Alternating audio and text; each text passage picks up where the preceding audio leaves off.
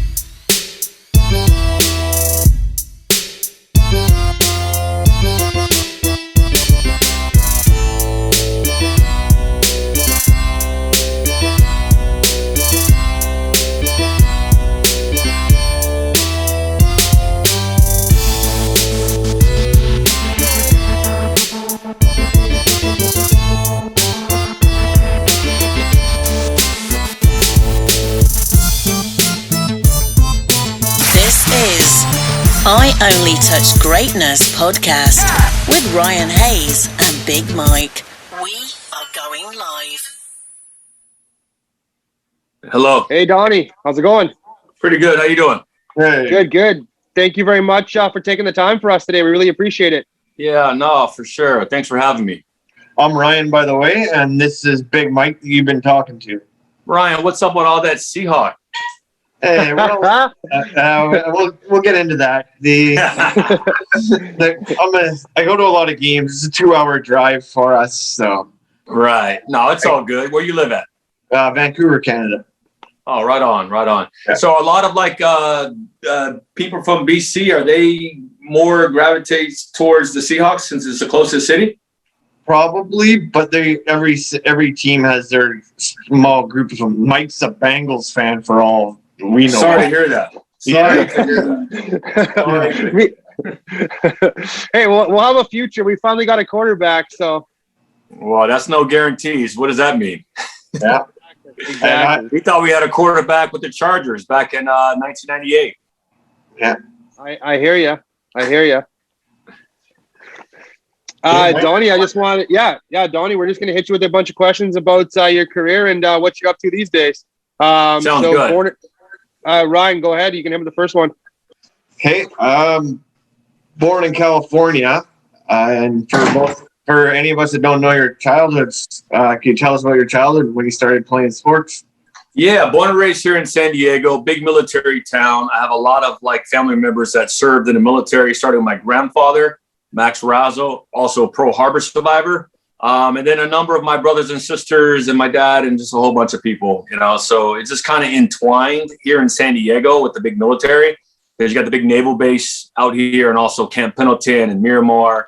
So it's a big military town for sure. I'm one of 11 kids, believe it or not. 11 kids. It's crazy. but it's a lot of kids for sure. That's probably why my wife and I don't have any children now, because I think we hit our quota for our family already. But so big family. But you know what? When you're come from a big family, especially when I was growing up in the 80s, you want to get outside and play sports. And also fortunate to have a chance to play soccer and football at the Boys and Girls Club in National City.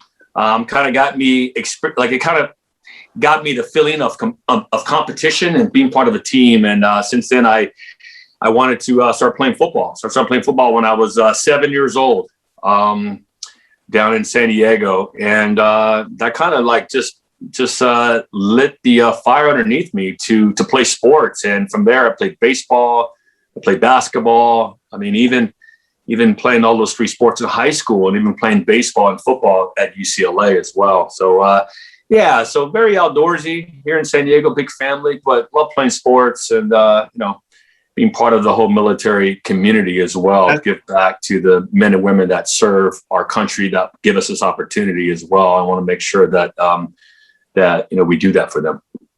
Yeah, that's for sure. And one thing, just to tie it all back together to my Seahawks thing here, my Seahawks guy whose tickets they are, that we go to all the games with, my season ticket holder, he actually served and lived in San Diego as well. And he served in the bases down there. He's an American citizen, so. Yeah, right on. Was he in the Navy or the Marines? Marines, I believe. Yeah, a lot of Marines here. A lot of Marines here for sure. Well, the service is appreciated. Trust me. I think a lot of us take it for granted, and it's important that we understand and recognize, freedom is not free, and it's on the backs of the men and women that serve. And I want to bring that to the forefront, to the attention, so people can start looking through life through different lenses and check for themselves and understand that, opportunity comes with a cost. And there's a lot of men and women that never had a chance to live that dream. Just go to any cemetery, American cemetery, and you'll see that. So I want to make sure that we bring some awareness to their sacrifice. Absolutely. And that's part of the foundation you got going, correct? Yes, sir. That's the Defense Foundation. Yep. We'll go back to after high school, you got the scholarship, attended UCLA to play for the Bruins. Tell us a little bit about your college experience and what got you, what you got at the time there. Yeah, so going to UCLA was a dream come true. Think about growing up in Southern California, John Wooden, right? Kareem Abdul-Jabbar, Lou Alcindor, Bill Walton. There's so much history at UCLA. Jackie Robinson, went to UCLA and served in the military, just an incredible human being. On top of the football, Gary Beeben, winning the Heisman in 1966, Troy Aikman. Just the legacy is strong. So when I got an opportunity to go to UCLA, it was literally a dream come true. I was the first one in my whole generation to go to college, and to go to a college D1 school like UCLA. It's just, a dream come true. And to have an opportunity to get a degree from UCLA and to play football and play baseball there, it's just, I smile because at the time you don't know. And when you work hard, you go through it, and after you finish it, it just makes me smile because I know what I was feeling when I was going through it early on, to see if I can do it, if I can play D1, if I'm smart enough to graduate from UCLA. And all those came true through the mercy of hard work and motivation, right? So if you work hard in life, you can achieve anything. I'm not the smartest guy, not the fastest guy, but I'll tell you, I work hard. And if I don't know something, I'm going to work at it too. I master it. And I did that with school, and I did it on the football field as well. But wonderful time at UCLA. Spent 5 years there. Like I said, I got a master's degree in education on top of playing ball there. So it was wonderful. One of the best experiences of my life to go there. And I'm truly indebted to to the coaches and to my friends that gave me this opportunity. When did you think you were able to make it to the pro level? Like, when did it cross your mind? Like, I gotta really stick to it. Well, it's interesting because I'm not the biggest, as you know. Playing middle linebacker and linebacker in the NFL at 225 pounds, back when I played, many years ago, didn't exist. Now you see these linebackers looking like me all the time on the field, and this is what teams want now. I think I was just ahead of my time, 10 years ahead of my time, because now, this is what they want. They want an open field, covering, rangy linebacker that can play every down. And that's what, I got to say, that's what the linebackers of the class of 1996, with Ray Lewis, Zach Thomas, John Mobley, Randall Godfrey, myself, and many others, Kevin Hart, Hardy, Simeon Rice. I mean, it's just incredible. It's just incredible talent. But I think we're just ahead of our time. So I just wish that I was playing now. That would have been great for sure. Of course, like what you were just saying, like back in that generation, your size and your stature and stuff, you would have been more like a safety. And that's why you say you're kind of like ahead of the game when you were playing linebacker. Yeah, it was kind of a tweener. I mean, some teams when I went to the pros, when I was my senior year, when I was some teams wanted me at safety, strong safety. I mean, I'm really essentially a big, strong safety that could cover the run, stop the run, cover the pass. Some teams wanted me at safety. Some teams wanted me at linebacker, and So I mean, honestly, I didn't really know that it was even a dream or possible because, first of all, no one looks like me that played linebacker. I mean, it's rare, I don't know, mixed race guys, Mexican roots and Native American all mixed up and, playing linebacker at 225. I never knew it was possible. I got the opportunity. To get some letters my senior year and, just keep working hard, going after it. It worked out. What was it you were majoring in? I got a degree in political science, undergrad, and a master's in education. Oh, okay. Take me back to 1996 when you were drafted by the Chiefs, 98th overall. Yeah. Well, I got to say that day sucked. It was one of the worst days of my life, actually. The day before, because I was waiting all day. I thought I was going to go in the first round, first, second, third round. At least first or second round for sure. But I ended up missing my whole entire senior year. I broke my back, second game of the season against Oregon, missed my whole senior year. And I just went off all of the charts for linebackers going into the draft because I was injured with a back injury. So I just thought that my career will be over. So I remember the first day, back then it was on ESPN. You sit there and you watch it, and I had all my family, sitting around the TV set, waiting for my name to be called in the draft. And I didn't get called the first day. And it just it was tough. I just kind of sunk into my chair and it didn't really feel good to have other people, have to pick me and judge me. So it was difficult for sure, especially when your family's asking, hey, when are they going to call your name? I'm like, I don't know. It was very difficult for sure. And I'm so grateful for the Chiefs for stepping up and trading up in the draft in the fourth round to get me on a 98th pick. And I just told myself, I said, I'm gonna make all the other teams pay. I know the type of quality, capable and caliber of athlete and player that I am. And I want to make sure that I show them that I'm no fourth round draft pick. And that was always the motivation and chip on the shoulder that I had my whole entire career. Here's a skinny, undersized, tall, lanky linebacker, it's fourth round. I'm a playmaker and I'm gonna show you. And that was my, my motivation, my drive when I played. And you definitely did. Thank you, buddy. Who is your role model looking up? Or who is your role model growing up? You know what? There's not just one role model for sure. I try to take qualities from a lot of different people. So I just watch and try to, emulate the certain qualities that some people have. Some people have great work ethic. Some people have great drive motivations. Some guys study, so I just try to apply. I take all of those and I try to apply it to my play. Okay. Taking back to your first touchdown in 99 with the Chiefs, one of the 4 you scored throughout your career. I think it was against the Bears.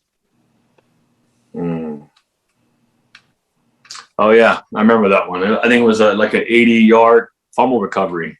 I think it was like an 80-yard fumble recovery at Soldier Stadium. Yeah, I remember. Picked up a fumble, and I had it in my hand as I just looked up, and I saw nothing but end zone. And I said, and it was a long drive too. So it was it was in the red zone. So it was by our goal line that we're trying to protect. And after a 10-play drive, of course you're already sucking air, and to pick up that fumble and run 80 yards and not get caught from a wide receiver or a running back. So I just remember, and it's crazy because I was running the ball, I was running down the field with the ball in my hand, and I started having this revelation. I'm thinking I'm in the NFL. I'm in the NFL and I'm getting ready to score a touchdown. And I'm in Soldier Field. I'm in Soldier Field. It it's just incredible. I mean, all these things are going through your head, and then all of a sudden it's like, don't get caught from behind, because sometimes they have angles on you and stuff like that.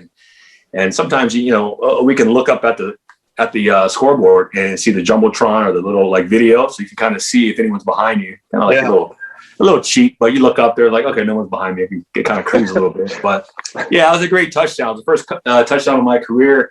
And especially for a defensive player, not playing offense where you don't get to get in the end zone that much. It was great. It was awesome. What's one important lesson you've learned from your time as a professional? Say that again. What's one lesson you've learned from your time as a professional? Well, I think it has to go back to, one of my coaches, and that's the late Marty Schottenheimer. Marty Schottenheimer was he was a father / coach, because he knew that a lot of us were young, 20-something kids. Most of us don't, grow up without a father. And, he always kind of related things on the football field to life. And he had so many different sayings. I mean, one of the sayings that I'll never forget is one play at a time. I mean, it sounds so simple, but if you think about it, one play at a time, because if you just worry about one play at a time and you don't look backwards at the mistake that you made or whatever you did before, and don't let it affect your next step or your next play, right? And we can take that into life as well, right? You take it to life. I mean, we can't let the past dwell and dictate our future, and you start to think about that. And that's some of the lessons that I learned. I mean, there's so many. And Marty Schottenheimer was one of the coaches, one of my favorite coaches. And I truly miss him for sure. I mean, he was so pivotal on my career, on and off the field. And he's definitely missed. And I definitely I know of who that is. And I know the Schottenheimers, of course, being a Seahawks fan, having Brian down there. Mm-hmm. Yeah, for sure. Marty is a legend coach, that's for sure. And that led to my next question. After the Chiefs, you signed on as a free agent to your hometown Chargers. What was that like going home? Well, it kind of sucked at first because I got cut from the Chiefs. We had a new coaching change. Dick Vermeil came in there, and he wanted to put the focus on offense. He didn't want to put money on defense, and he put the money on offense, and he let me go, unfortunately. But, going back to Marty Schottenheimer, he had just signed with the San Diego Chargers, and he knew my type of playing ability, my character, my drive. And he picked me up, and he gave me an opportunity to play in my hometown, which is so special because I'm so blessed to not a lot of kids get to play in the team and organization that they grew up watching. And I was just so fortunate to have that opportunity. I mean, I'm a Charger fan through and through since 1973, the Eric Coryell days. I mean, so to go back and to play, besides legends like Junior Seau, who's also from San Diego, it's just a dream come true. And I'll never forget, we had some damn good teams in San Diego. I just wish that we would have been able to, to win the games that it counted and bring home a championship. Yeah, Junior Seau, he was awesome. He was. Yeah. What was it like sharing the field with LaDainian Tomlinson and one of our other hosts, our guest on the show, Lorenzo Neal? Oh, man. Some good memories. You probably see me laughing, man. Some good memories, man. We had such a good time, man. Such a great time. I mean, we had such a great team. I mean, that 2016, we went 14-2. I mean, I look back at my career, man, that was the team. We had special teams with Kasim Osgood and the crew. We had offense with Phillip and LT and Vincent Jackson, Michael Turner and Lorenzo. I mean, we had offensive line. On defense, we had the lights out Sean Merriman and Randall Godfrey and, I mean, so many. Jamal Williams. I mean, we had playmakers on the field. Sean Phillips. I mean, it goes on and on and on and on. I mean, Quentin Jammer, so many guys. We were connected on all cylinders. And God, I wish we would have had another chance with that team, man. And unfortunately, it got broken up after the 06 season, or after 07 when we lost to the Patriots in the playoff game. They came back and beat us in the playoffs, which is a bummer, man, because it's rare to get a team like that where you're clicking on all cylinders. I mean, I remember like on defense, like telling LT and Phillip and those guys, like, hey man, you guys got to slow down and not score a touchdown too fast because we're trying to get our breath, you know? Yeah, those are some good times, man. Never forget those times, ever. How do you keep your teammates feeling positive and motivated after a loss? What do you mean? Like which loss? What are you talking about? Like, no, just in general, like as you've learned over the years being a pro, how would you help, or like what would you do after a loss to get over it?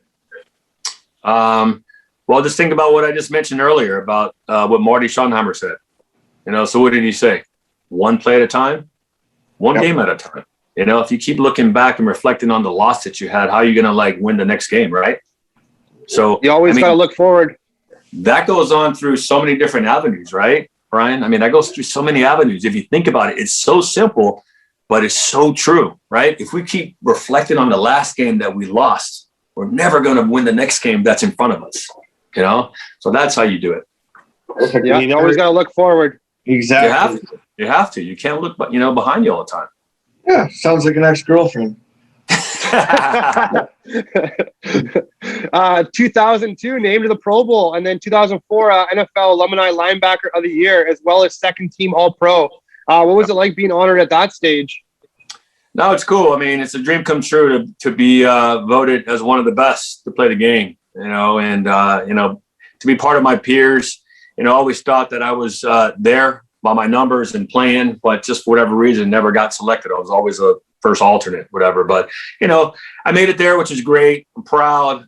It was very a special honor, even to be the linebacker of the year as well. I mean, it's always great for the recognition. But at the end of the day, you want to win, right? You want to win. And if you win, all those accolades come. And unfortunately, I was part of many teams that, we failed to win those games and be on the big stage. Do you have a favorite piece of memorabilia that you collected over the years? From football? Yeah. I mean, you got a lot of nice stuff behind you right now.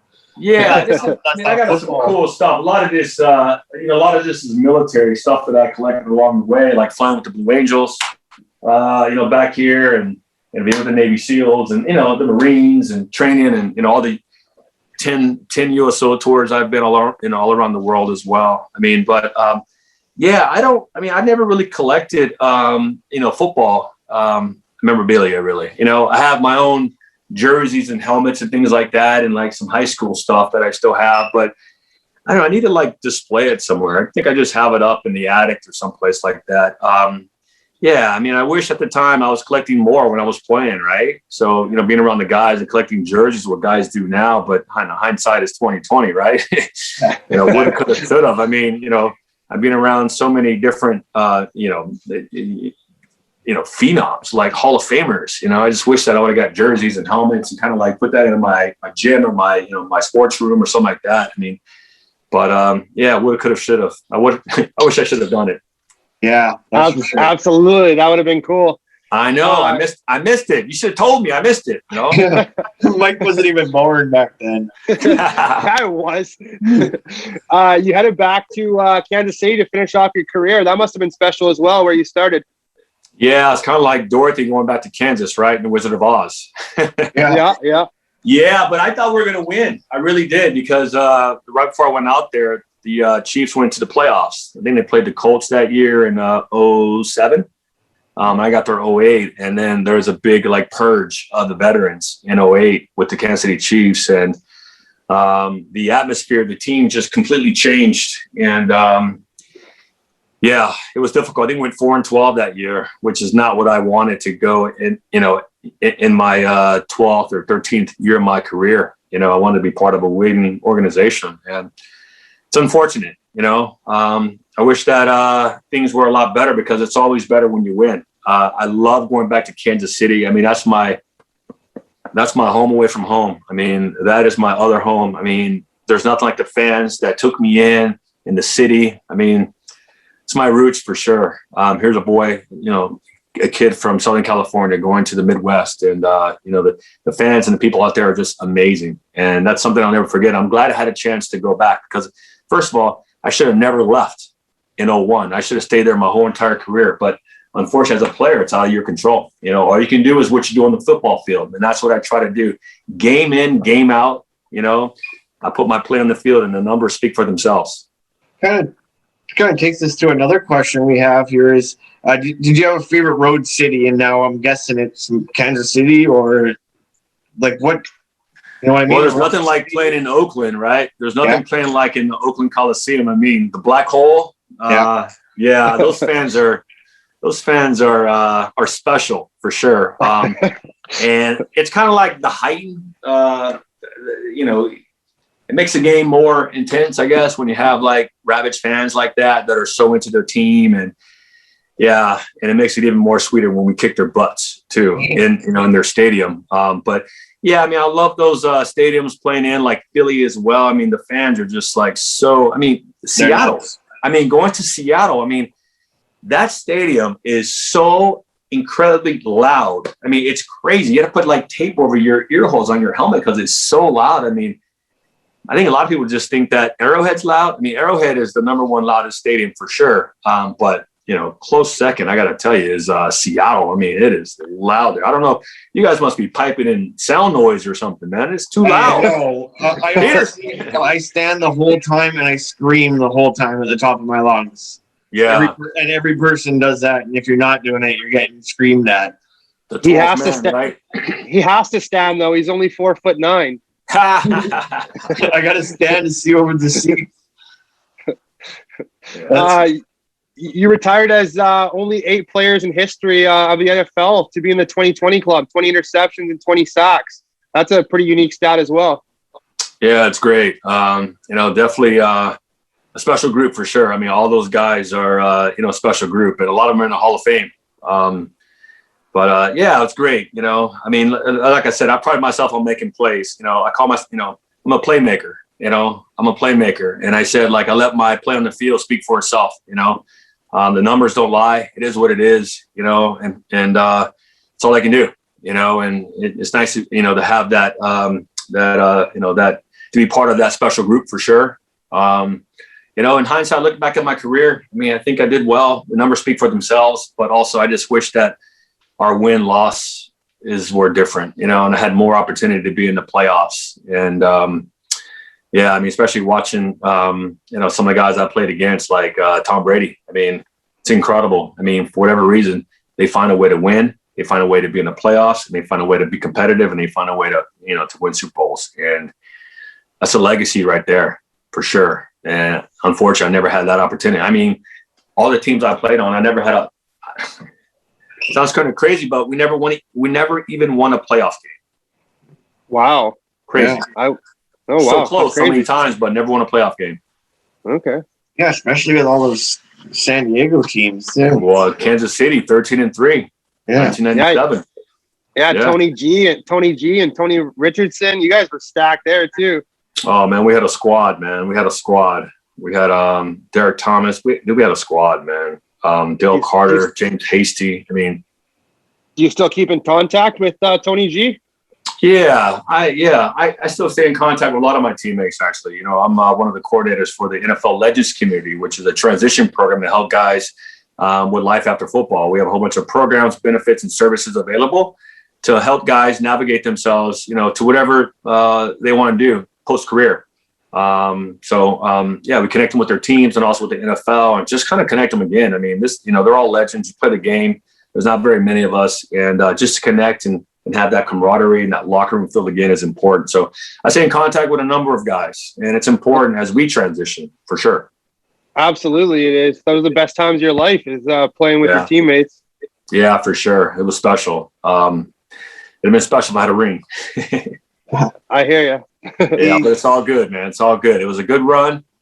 It was a great run. In football, you can't play forever. I mean, I played for almost 30 years of football, since I was 7 years old to almost 37 years old. So it was a long run for sure. It was fun. I wish I could still play. My mind says it, but I don't know if my body holds up. But my mind says it. My mind says it. That sounds like me after beer league hockey. Yeah, for sure. I mean, it's definitely a physical game, and there's nothing like the game of football, man. It's the ultimate team sport. I think a lot of people take that for granted. It's the ultimate team sport. There's not another game out there that incorporates every single player on the field in order to make it run. I mean, think about it. Basketball, baseball, it's not that. In football, you have to incorporate everyone. A quarterback can't be a quarterback without the center to hike him the ball. A running back can't be a running back without those two guys handing the ball off. The wide receiver needs an offensive, you know what I mean? So we're all interconnected. It's the ultimate team sport, which is so special, you know, but it's the same thing in life, you know, no man's an island, you know, you can only do it with the team. And that's what we're doing at the Best Defense Foundation. You know, we have an incredible all volunteer team that, you know, a lot of them give up their vacation time to take care of our veterans, you know, pushing a wheelchair, cleaning up after a veteran and stuff like that. I mean, we take care of them for sure. Our motto is taking care of the ones who took care of us. And it's the ultimate team. There's no way that I can do it by myself. I mean, we're all in it for the right reason. We're passionate for it. We just want to serve and give back to the men and women that wear this uniform, that provide us this opportunity to play football, to sit here and to play football and not worry about other things that we don't even think about, you know, in other countries. So I just want people to look at it from a different lens, just like, you know, realize the service and sacrifice of our men and women that provide, you know, freedom and opportunity in this country, you know. And I think if you look at it from that perspective, you know, I've been to almost 70 countries. I've been to Afghanistan. Yeah, I've been to Afghanistan, you know, and I've been to Niger, Africa. I've been to Djibouti, you know, I've been to Egypt. I've been to some of these countries that are a little bit different than America, right? So I come back with different perspectives, you know. Although this is not a perfect country, there's no perfect country, but this is by far the best country in the world. And I want people to know that and to take it for what it is. And there's one thing that we can do. We can rally around this flag here. We're all Americans. We all come from different backgrounds, different creeds, all this stuff. But there's one thing that bonds us all together.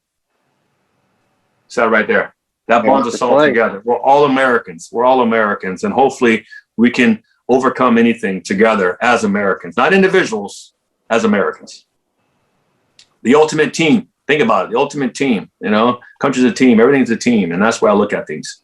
What is your personal highlight from your career? My personal highlight? Yeah. That I like, or? Yeah, like what's your favorite moment from your career? Is doing what I'm doing now, to be honest with you. You know, serving our veterans. I really am passionate for it, and I believe it, you know, and thank God for the game of football to give me this platform to serve and to give back. You know, I'm a volunteer. We're all volunteers. You spend hours and hours and hours giving to our men and women that serve. And there's no way that I can be in this position right now serving our veterans if it wasn't for the game of football. So I'm blessed. I'm blessed to be able to be born in the greatest country in the world, to have an opportunity to get educated, to have an opportunity to play pro football, and to change my life financially just so that I can have the opportunity and the platform to give back to the men and women that serve. That means a lot. Trust me. Yeah, exactly. It is. We take it for granted. But if I continue to spread that message and let people know, you know, for them to just be aware of it, right? Just be aware, because sometimes we go through our life, we're not even aware of it. We're so focused on something completely different, you know. But until you're aware of it, until someone sparks it in your head where you start to think about it, like, damn, we are, you know, and that's all we want to do. That's all I want to do, you know. You have a favorite war movie? I don't.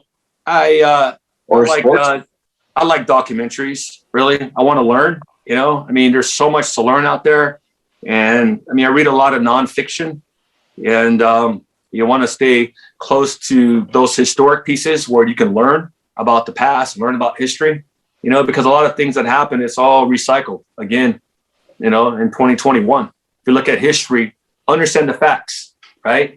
We have feelings, but understand the facts first. Have that knowledge of facts as you move forward, you know. It must have been a cool experience having the wife on Real Housewives of Beverly Hills. Yeah, for sure. Right. Yeah, I was going to hit you with, did you have any routines or rituals before games? Not really. Well, I wear sleeves every game. Always wear sleeves. I don't know where that came from. I mean, I'm allergic to grass, so I always want to like cover myself up for sure. But yeah, so I had to there's no way that I could have played a game without wearing sleeves. I got to have my arms covered up for some reason. I mean, it's just like it's a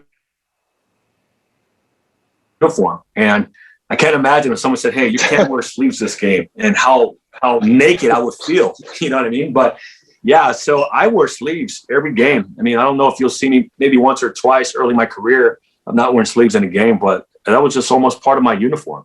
I think of my jersey already had sleeves attached to my uniform. That's a unique one, actually. Who would be your dream dinner guest if you could ever sit down for dinner with somebody, dead or alive? Oh, that's a tough one. Jesus Christ, for sure. I think that's probably one for everyone. But I would say, I'm a history guy. So, I mean, I would love to, Eisenhower. Okay. That might be cool, General Eisenhower.